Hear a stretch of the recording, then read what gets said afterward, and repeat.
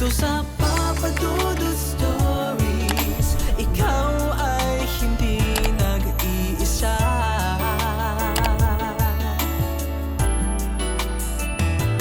Dito sa Papa Dudut Stories, may nagmamahal sa'yo. Papa Dudut Stories, Papa Dudut Stories. Dear Papa Dudut, sa lahat po ng mga nakatutok ngayon, huwag pong kalimutan mag-like, mag-share at mag-subscribe. Maraming salamat po sa inyong lahat.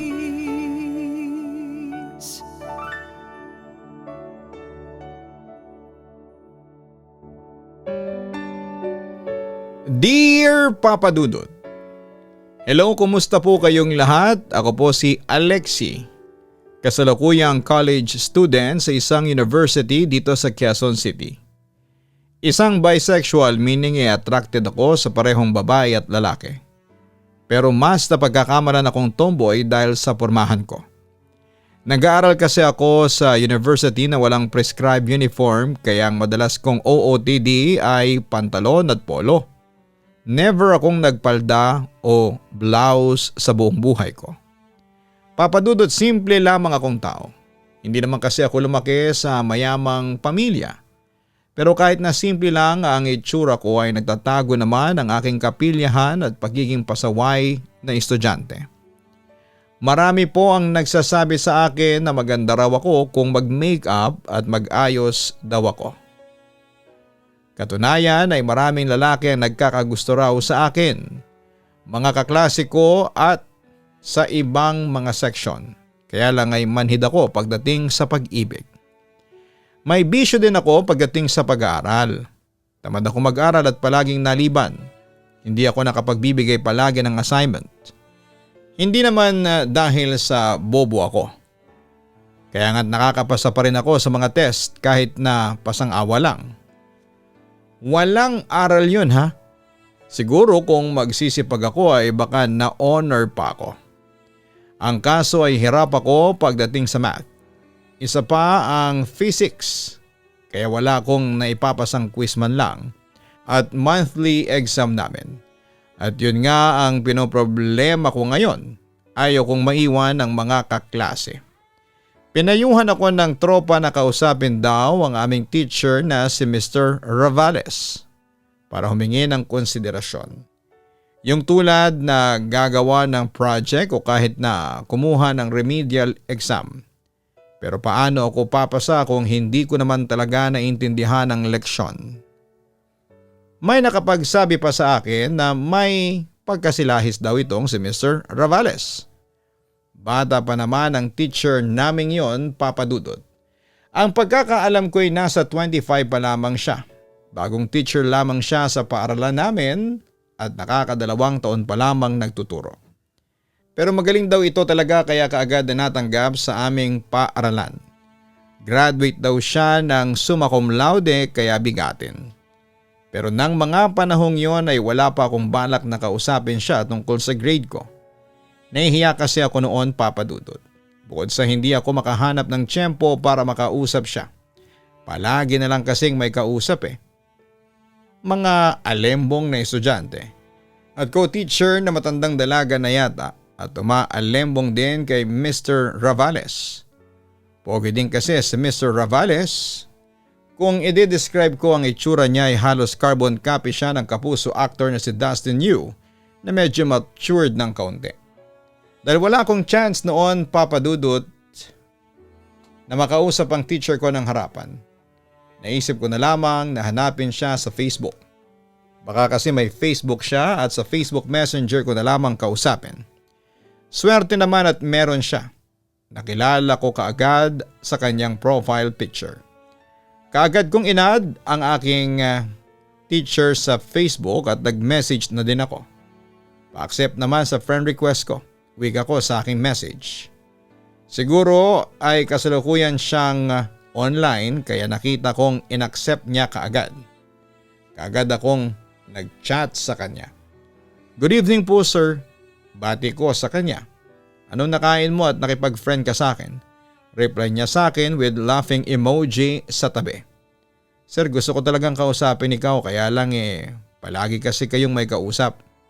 Hindi po ako makasingit. Sagot ko naman with angel emoji. Hindi nagtagal ay nag-video call si Mr. Ravales. Agad ko yung sinagot at nagulat ako kasi naka-shirtless siya noong mga panahong yon. Mukhang naistorbo ko pa yata kayo. Nahihiya kong sabi habang nakatingin sa half body niya na nakikita ko sa screen. Maliligo sana ako nang bigla ka nag-friend request kaya na-curious ako. Ano naman pala ang sasabihin mo sa akin? Usisa niya. Itatanong ko lang po kung anong lagay ko sa subject ninyo. Nahihiya kong tanong sa kanya. Nagtanong ka pa. Ano sa palagay mo? Nakangising balik niya sa akin. That time ay nakaramdam ako ng hiya kay Sir Ravales at hindi ako makatingin ng diretsyo sa kanya. Yun na nga po Alam kong tagilid ako at baka hindi makapasa at makagraduate sa grade 10. Baka naman po makahingi ng kaunting konsiderasyon. Bakit ngayon lang? Kung kailan pa malapit na tayong matapos, pahabol niya. Sa kagustuhan kong pumasa sa subject niya ay kinapalang ko na ang mukha ko. Sir naman, sige na. Gagawin ko po kahit na anong ipagawa mo sa akin. Project kahit na gawain sa bahay ninyo. Basta makapasa lang ako sa subject mo. Gusto mo bigyan kita ng remedial exam. Basta ba maipapasa mo Kung anong makuha mong grade doon, ay siya kong ibibigay na grade sa'yo. Kung mababa at bagsak, yun ang marka mo. Sakaling mataas, kahit na perfect score ay yun ang magiging grade mo sa report card. Kaya mo bang ipasa ang test? Sir naman, wala na akong time na mag-review ng previous lesson natin. Reklamo ko naman. Sa mga current topics, ang ibibigay kong questions. Pagpapatuloy pa niya. Sir naman, gusto ko yung sigurado. Sabi ko naman. Nakaramdam naman ako ng panlulumo nang makita kong mula sa screen ng phone ay pailing-iling siya. May choice ka pa ba? Sandali. Saka na lang tayo mag-usap at may gagawin pa ako. Bye. Pagtatapos ng teacher ko. Wala na ako nagawa noon papadudot, nag-log out na kasi siya. Nag-browse ako sa profile ni Sir at inisa-isa ko ang mga friend niya. Mga teacher naman sa paaralan namin ang karamihan sa friend niya. Browse, nagtiyaga ako, may hinahanap kasi akong pwede kong magamit para makumbinsi ko siyang ipasa ako.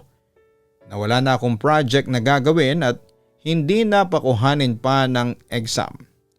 Isang lalaki na gwapo at bata pang nakita ko sa picture. Natansya ko ay mas bata sa akin ng 3 to 4 years. May nakita ako kasing picture ng lalaking iyon na kasama ni Sir at tila may something sa kanila. Nagchat ako sa lalaking yon.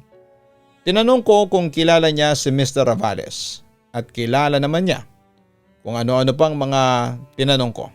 Mga personal ba na mga bagay tungkol sa kanila hanggang sasabihin niyang ex niya si Sir.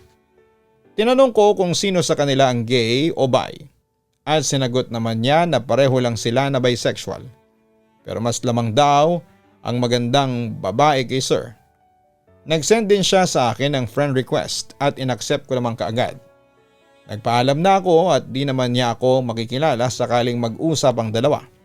Ang picture ko kasi sa profile ko ay nakasuot ako ng mask at mata lang ang nakalitaw talaga. Jackpot ako.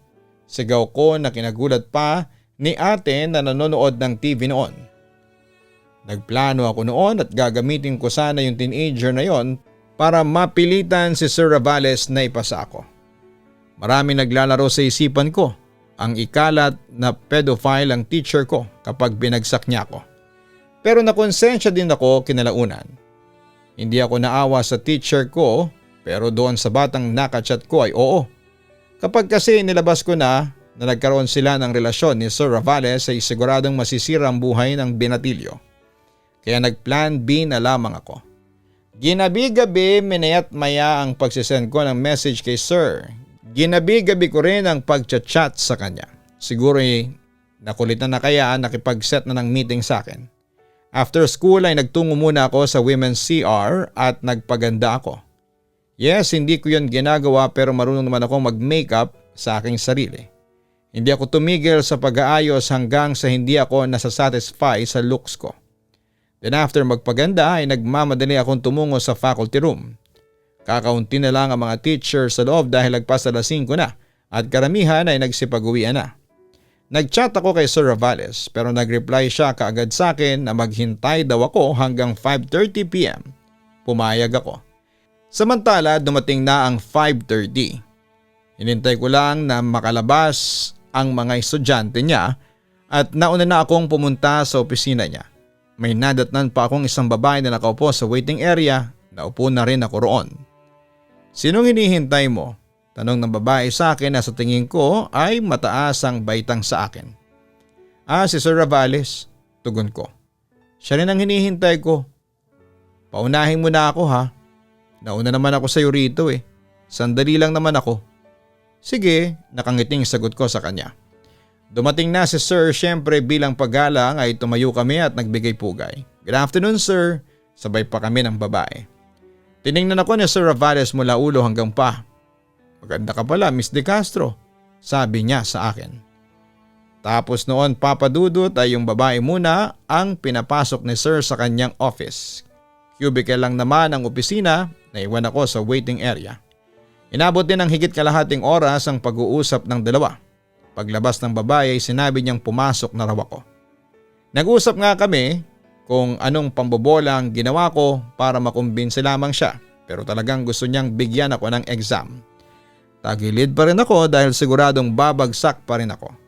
Ginamit ko ang last resort. Tumayo ako sa gilid ng upuan niya. Nagtaka pa siya sa aking ginawa. Kunot ang noo pero hindi nagtanong. Sinubulan ko siyang akitin. Miss Alexis De Castro, anong ibig sabihin nito? Sir, bago ako nakipagkita sa iyo, ay nakapag-research na ako sa iyo at nalaman ko sa isang reliable source na isa kang bisexual at ang nakausap ko ay yung ex na minor de edad. Sabi niya sa akin ay mas matimbang pa rin sa iyo ang mga magagandang babae. Sabi ko. Nang babluff ka, sino naman yun Aber? Hamon na tanong niya sa akin. Sinabi ko ang pangalan na nakausap ko. Nawalan siya ng kibo kaya ako na lang ang nagsalita. Payag akong paangkin sa iyo basta ba makapasa ako sa subject mo. Miss De Castro, matagal mo na bang ginagawa to? Tanong niya sa akin habang napapalunok. Papadudod sa puntong ito ay aaminin ko sa inyo na matagal ko nang ginagawa yon. Maaring boyish ako at hindi palagi nagpapaganda pero hindi na ako virgin ng mga panahong yon. Actually, na-lost ko ang virginity ko noong 13 anyos pa lamang ako noong gahasain ako ng sarili kong tiyuhin. Naging sex slave niya ako for 1 month. Nung makawala ako sa man niya kong tiyuhin ay nagsimula ng hanap-hanapin ang katawan ko ang sex. Ang prefer ko talaga ay pumatol sa kapwa ko babae o sa tomboy dahil takot akong mabuntis noon. Although may pagkakataon ding tumitikim din ako ng lalaki pero sinisigurado kong may proteksyon ako dahil ayaw kong mabuntis. Huwag kayong mag-alala sir at hindi ko ipagkakalat ang sikreto nyo. Sabi ko sa kanya. Binablackmail mo ba ako? Seryoso niyang balik sa akin. Sige na sir, ipasa mo na ako, promise ko sa inyo. Hindi kita bibiguin. Masisiyahan ka sa akin. Tila assurance ko noon sa kanya. Hindi siya sumasagot. Alam kong nakuha ko na ang kanyang atensyon at hindi na siya makakatutol pa. Binitawan ko ang kamay niya. Ang kaso'y nanatili pa rin ang kamay niya sa dibdib ko. Well, kahit na tomboy ako kung kumilos at manamit ay binayaan naman ako ng malusog na harapan at likuran. Punta ka sa Sabado sa bahay. Bandang hapon ha. Isasend ko sa iyo ang address. Tingnan natin kung maipapasa mo ang subject mo. Tila nanunuksong wika ni Sir Ravales sa akin. Dumating naman ang araw ng Sabado, papadudot. Nagsuot ako ng sexing damit at ginandahan ko talaga noon ang makeup ko. Alas 4 na ako ng hapon nakapunta sa bahay ni Sir Ravales. Pagdating ko ay nakabihis siya ng panlakad. Hindi na niya ako pinatuloy sa loob ng kanyang bahay at pinasakay na ako sa kanyang kotse. Saan ang punta natin, sir? Tanong ko. Basta, tipid niyang sagot sa akin. Dumaan muna kami sa isang wine store. Pinabili niya ako ng alak at bumili rin kami ng isang lechong manok at pizza. Lalasingin yata ako ni sir.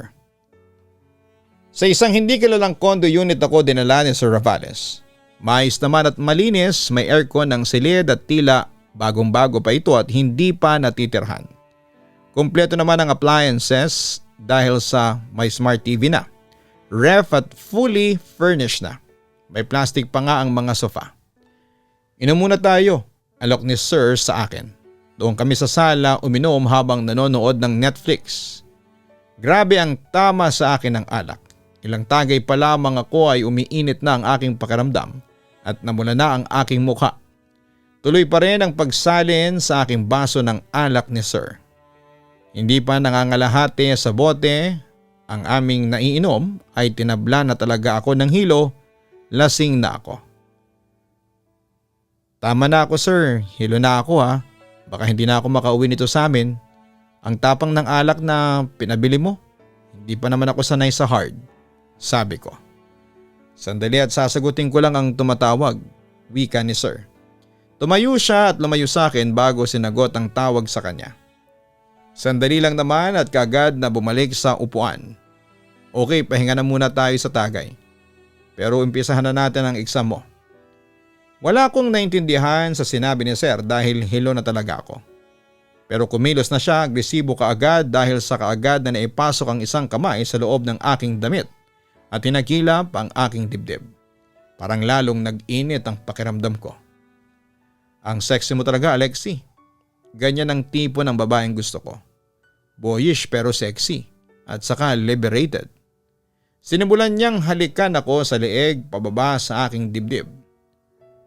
Totoo namang kaagad akong tinabla ng init dahil na rin siguro sa espiritu ng alak napaungol din ako kaagad. Matagal niyang pinagapang ang kanyang dila sa aking dibdib, tiyan hanggang puson. Bababa, paakyat ang kanyang dila sa parting yon. Pabalik-balik na nagpapaangat naman sa akin sa pagkakaupo. Bago kasi sa aking pakiramdam yon, bago lang ako nagawa ng ganon. Habang pabalik-balik, dinidilaan ni Sir ang aking dibdib hanggang puson. Ay ang kamay naman niya ang kumikilos papadudot. Pilit na isinisiksik sa loob ng aking palda. Hindi nagtagal ay nakita ko na siyang naghubad ng kanyang damit.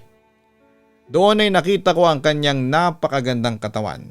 Hindi man batak sa gym pero bakas pa rin ang mga muscles. Makinis din ang kanyang balat and to my surprise ay makinis at walang buhok ang kanyang kilikili. Dahil dito ay naghubad na rin ako. Base sa itsura ni Sir Ravales ay alam kong natakam siya sa akin. Nahayok na siya dahil sa pagnanasang angkinin ako. Alexi, nakakabaliw ang kagandahan mo. Bulalas ni Sir. Saka ako dinaganan at kinuyumos ng halik ang aking mga labi. Parang wala akong lakas na tanggihan ang kanyang ginagawa, nasasarapan kasi ako. Malikot ang kanyang dila gumagalaw sa loob ng aking bibig. Inalugad pati ang aking ngala-ngala. Maya-maya pa'y naramdaman ko ang mainit niyang hininga sa likod ng aking tenga. Gumagala na ang kanyang dila at sinungkal ang loob ng aking tenga. Nakakakislig, nakakakiliti. Bahagya akong napaungol. Nagsimula na naman niyang tikman ang buo kong katawan at wala siyang pinalampas. Mula sa labi ay binaybay ng kanyang dila ang buo kong katawan. Tinunton ng kanyang dila ang aking lieg, kilikili pababa ng pababa hanggang sa makarating sa aking pagkababae. Grabeng sensasyon ang pinalasap sa akin ni Sir. Hindi ko kayang tanggihan at nagugustuhan ko na. Hindi nagtagal ay ginawa na namin ang bagay na ang taong nagmamahalan lamang ang gumagawa. Nagsiping kami na parabang nagmamahalan kami. Bigay na bigay ako noon kasi ang sarap ng ginagawa niya sa akin. Para siyang eksperto sa pagpapaligaya ng mga babae. Hindi nagtagal ay nakarating ako sa rurok at sumunod din siya. Naramdaman ko ang mainit na bagay sa loob ng aking katawan. Nung una ay babaliwalain ko lamang ito nang biglang lalaki ang mga mata ko. Hindi pala gumagamit ng proteksyon si Sir Ravales at malaki ang chance na mabuntis ako sa ginagawa naming yon. Bakit, Alexi? Concern na tanong ni Sir Ravales sa akin. Sir, hindi ka pala gumagamit ng kondom. Paano na lang kung mabuntis ako? Sabi ko sa kanya habang nag-aalala. Huwag kang mag-worry. Hindi ka mabubuntis. Sterile ako. Pag-amin niya sa akin. Sterile? Meaning baog daw siya? Paano niyo naman nalaman na baog kayo? Tanong ko sa kanya. May live-in partner ako dati. Nagtataka kami bakit hindi ko siya mabuntis-buntis. Kaya nagpa-check up kaming pareho at yun nga nalaman kong baog ako. Kaya malakas ang loob ko na hindi ka mabubuntis sa ginawa natin. Paniniguro niya sa akin. Nakahinga naman ako ng maluwag dahil naniwala ako sa mga sinabi niya. So ano sir? Pasado na ba ako? Tanong ko sa kanya. Pangisi-ngisi si Sir Ravales sa akin. Oo, pasado ka na. Lumipas sa mga araw at dumating ang final grades namin at tinutuon naman ni Sir Ravales ang kanyang sinabi na ipapasa niya ako. Parehong 78 ang grade ko sa 2 subject ko sa kanya. Napangiti ako, akala ko noon papadudot ay tapos na ang problema ko.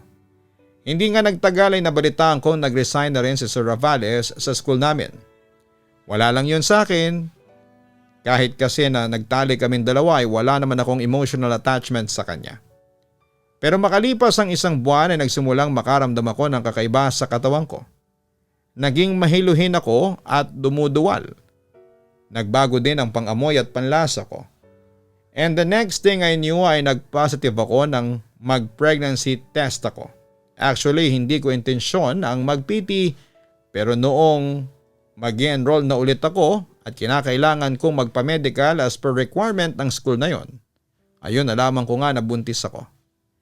Pero pagkatapos ng pagkatalik namin ni Sir Ravales ay wala na akong nakatalik na iba. Kaya isa lang ang lumalabas na nakabuntis sa akin. Ang teacher ko. At nagsinungaling siya sa akin. Hindi siya baog tulad ng sinasabi niya.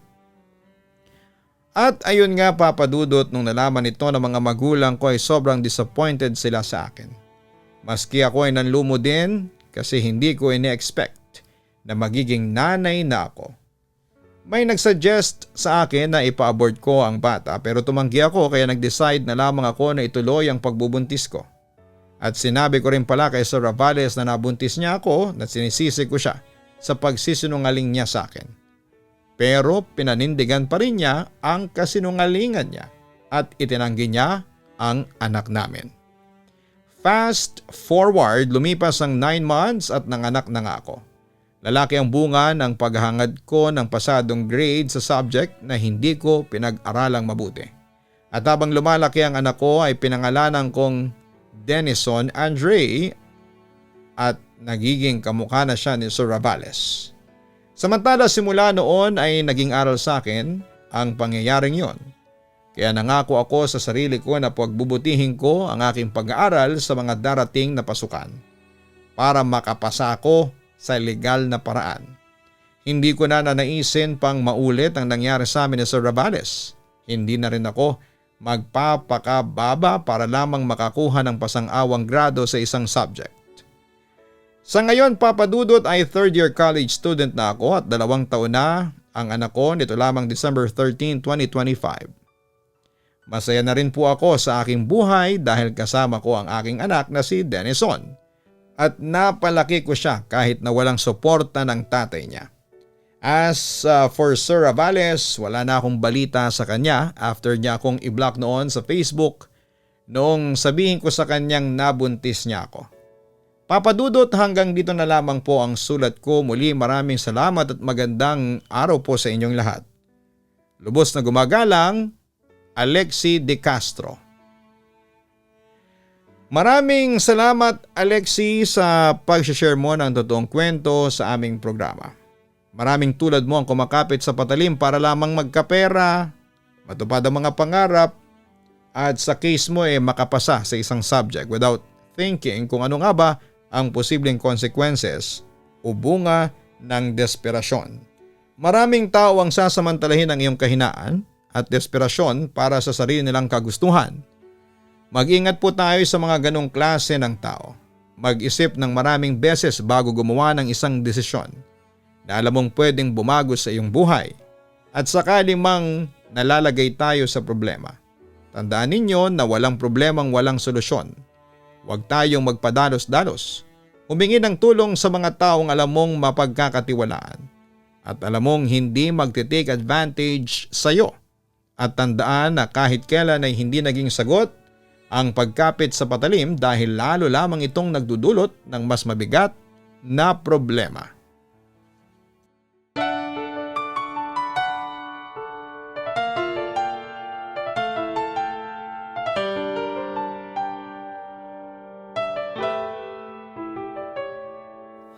Ang buhay ay mahiwaga, laging may lungkot at saya. Sa Papa Dudut Stories, laging may karamay ka.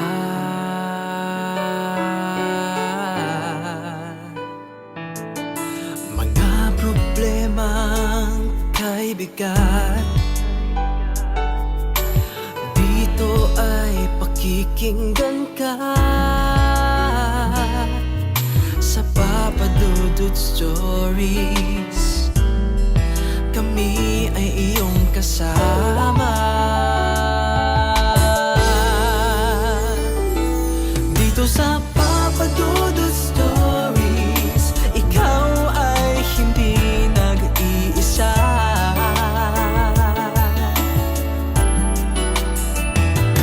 Dito sa Papa Dudut Stories, may nagmamahal sa'yo. Papa Dudut Stories, Papa Dudut Stories, Papa Dudut Stories.